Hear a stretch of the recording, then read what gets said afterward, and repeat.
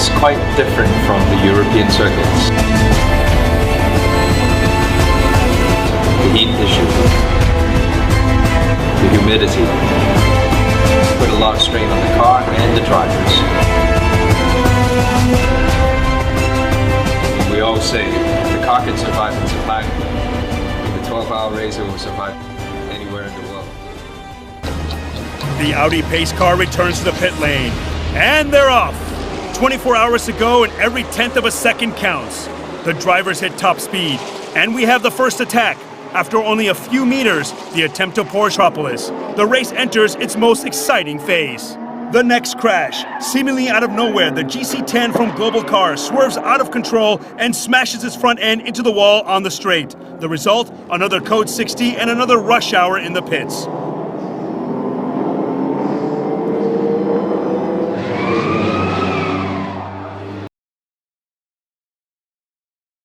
Has to concede the attack and now finds itself dropping down to 4th place. Here's another look at the decisive maneuver.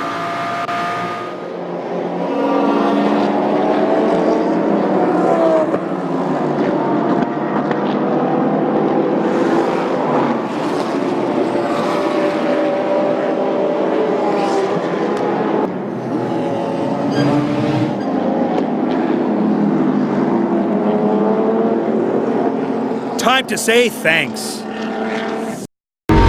Being able to participate in such a great name, Asian Le Mans, is just perfect. This weekend for me, of course, it's always nice to win. I'm definitely not here to make up the numbers.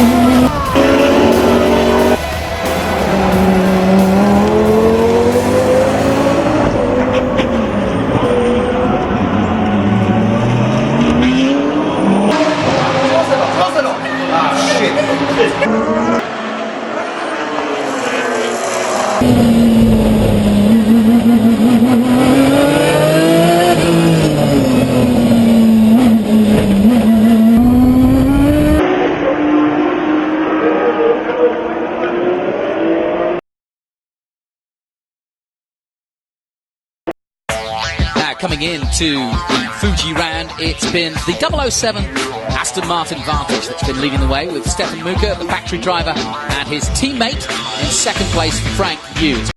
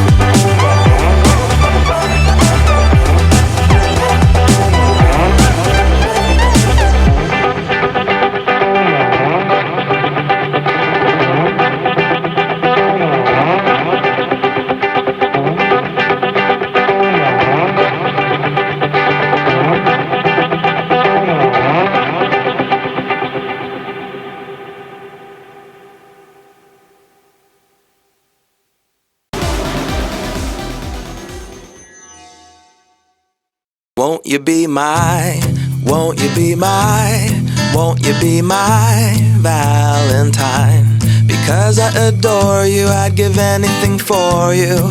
You make me smile, smile, smile. And when I'm around you, things kinda get hazy. Because I am crazy, crazy for you. I cannot describe it except that I'm in love. Yeah, I'm feeling feelings, feelings for you. In the Aston Martin Vantage GT3, only needed 7 laps to be the fastest G up to the apex. And well, 007 may have a license to thrill, but we've heard from pit lane that they've got a problem with the drive shaft. So unfortunately, the day is 7th was the McLaren 91 car of Team AAI Restrada, and they were also in GTC. And finally was the 007 car of Craft Racing from the GTC.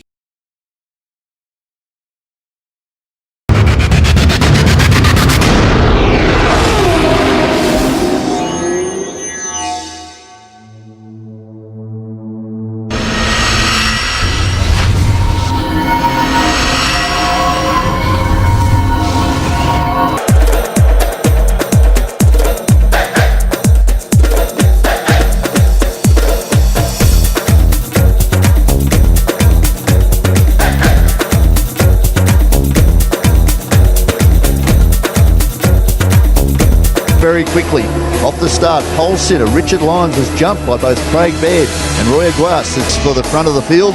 Roy Aguas, you can see there's smoke emanating from the back of the Ferrari after contact. Then surprise, Richard Lyons rolls to a stop, had to reset the systems in the car, had a gearbox jam. Just as he did that, safety car came out.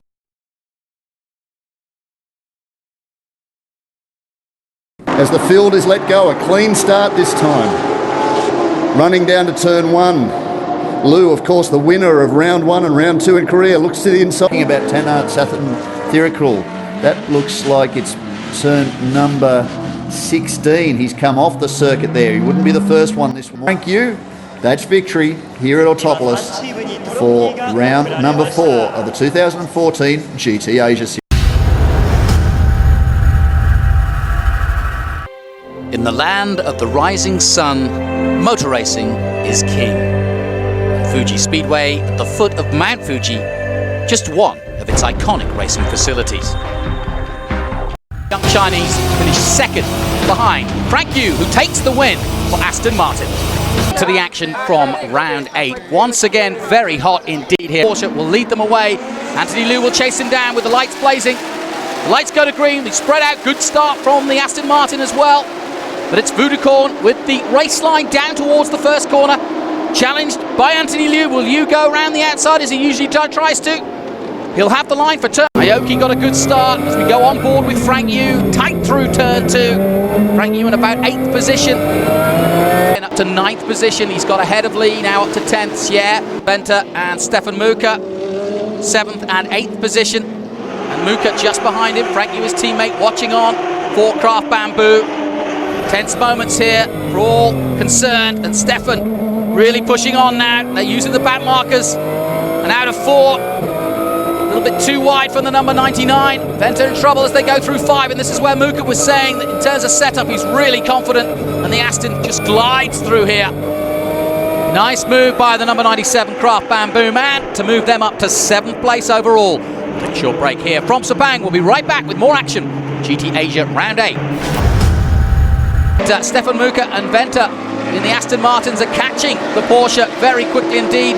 Vudukorn, who led his stint from the pole position, and now Petey, who's taken over, is in real trouble now with these Aston Martins, and Muka all over the back of him now. Head through the back of this circuit. There's no question that the Aston Martin is quicker, but Petey will defend, and this flat out turn 13 and 14 into the right-hander now, and Muka almost pushing him forward. Oh, they touched then! Definitely they touched, and in fact they both come off. And Petey spins round, so too does Muka. And to be fair, Stefan Muka, did he need to overtake and get past as quickly as he can? Here's another look at it. Well, maybe Muka was concerned that Venter behind was also about to pass him again, so he wanted to push on. So confirmation after round 8. Motwen Sung and Ketasawa with the win. Ferrari campaigner. Won the Daytona 24-hour race in the GTD Ferrari earlier this year, and he controls the start. But it's Kitasawa who's drawn alongside the Japanese time out, had not driven the car before. Continues to unfold that way. That's the number 99 Craft Bamboo Racing Aston Martin. Daniel Bilski's had a spin, may have well been tapped. Is there any damage? Second, then that's what they need to do. As Daniel Bilski goes door handle to door handle with Samson Chan. He thought he might be able to go around the Alps. They did such a very talented young driver. Again, Daniel Bilski takes a position.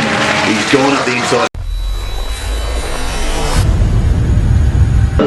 They will have the advantage of added grip. Chosen the dry tyres, but the slick tyres will be two. Also picking up pace, and Daniel Bilski immediately behind him in the 99 Craft Bamboo, up until the compulsory pit stop where they have to come in and make the number 12 Clearwater Racing Ferrari team. Ferrari 458 racing with Clearwater Racing this weekend, but very similar characteristics, so it's no surprise to have seen that during opening and qualifying here yesterday that the Italian set pole position. Bell continues at the front of the field, and it's a little bit further back in the field. That's the number 99 Daniel Bilski.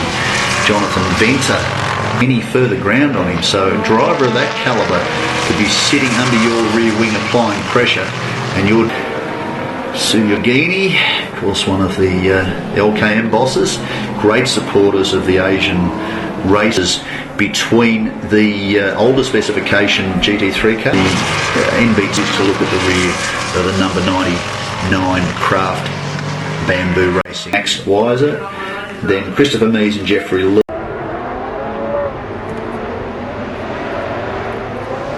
We are at Shanghai International Circuit for the start of this 40-minute race. Of course, compulsory pit stop, part of the 2000, really does assist the championship battle that has gone on. Frank Hughes and, of course, the Craft Bamboo Racing team of Richard Lyons on the left and Frank Yu, position number 3.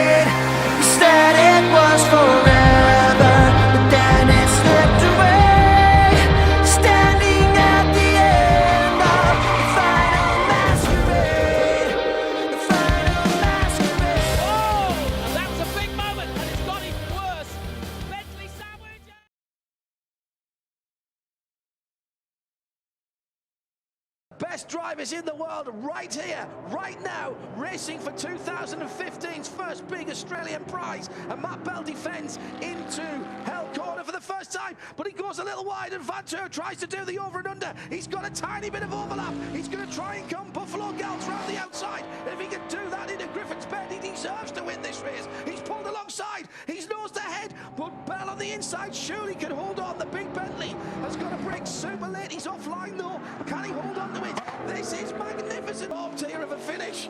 Goodness me. It's the leader in Class B. Second place in Class B, the Century Batteries GT3 car has been changed. But the big Bentley, the two biggest, widest, meanest, hairiest cars are going head-to-head on the mountain straight. This is astonishing stuff from Chio-san, the fiery young Japanese driver. There's two more steps on the podium, and it's musical chairs here. And when the music stops, some one of these three is going to be left without a seat. That is huge. It's come round the outside. Vantage has come around the corner and almost got it. And here comes Mucker. Mucker is right in the slipstream as well. This is astonishing. For the final spot on the podium, Stefan Mucker drives the Aston Martin round the Audi R8 down Conrad Straight. He's in the top of the Bentley. It's helped him get by in the Aston's third. Final lap. Leader is on the last lap. Vantage comes for a huge long way back into the Michelin chase. He tries to go around the inside. Chio's ahead of all this and is going to win for Nismo. But who's going to be second, third and fourth? There's still one big braking area to come. Once again, Bathurst delivers a great finish, and it's a Nismo GTR that wins it for Nissan. Chio wins it. Second, third and fourth across the line. Bell dropped to fourth right at the last turn. The Audi finishes the race second place, and the Aston Martin comes home third. And Katsubasa Chio is the man in the car at the end who will take the plaudits in the Darrell Lee overall win.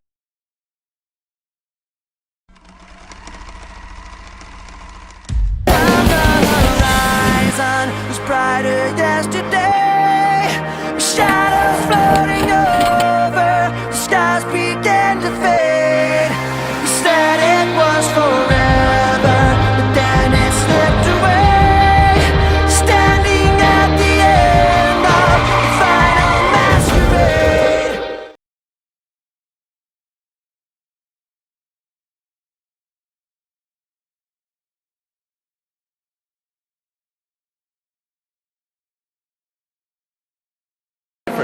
I'll get that back. Been a boys. Yeah, but this will eventually has been madly circulating to try and get this race lead finally in their control. They've been kind of the race leader since that first pit stop opened up, but they needed officially to wait for the McLaren to come in. And 26 years after he first raced in the Australian Endurance Championship here at Shanakawa, between Jake Foraker, who's still very much a rookie in this category. Well, let's get down to pit lane because it's got some very, very big... Well, we've had a fair bit of action as we are just ticking over the 2-hour mark of round number 2 of the Australian Endurance Championship. This car will have a 5-second penalty at the end of the race for exceeding track limits earlier when Andrew was in the car. My stint was the car was a real handful, and it was difficult to keep on the road, let alone on the track. So I did it twice or 3 times, and so that 5 seconds is fair enough. But the car we still had enough speed to stay in the front, and we undid that adjustment when we came into the pits, and George is in there, and man, he's so fast in this car, nobody's going to touch him, I reckon. And what about the different marks in this category? We saw the Aston Martin strong in some parts, the Porsche in others. It's been a real battle out there. It really has, and that's something. One good thing about this category, a V12 Aston Martin is a little bit faster in the straight, but the Porsche is more agile. And if ever it comes to a wet race, we won't see which way they go. So, you know, it's all fair, but it was. I think we've got the car for this track. Lots of medium speed corners. And we've got big wings and a lot of aero, so no, we're looking good. I'm very happy.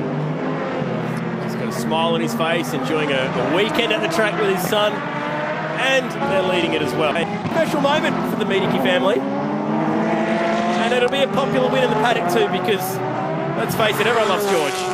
The Australian Endurance Championship comes to an end, and it's a little bit of a surprise victory, if you ask me, for the Aston Martin. Great work. You made it a bit more difficult for him, though, with that 5-second penalty. Yeah, well. You've got to get a few excuses in for that. We've got to make him work a bit. We've got the lap record, so he made up for it. Well done, guys. Great to see a family team doing a great job. Thank you. Thank you.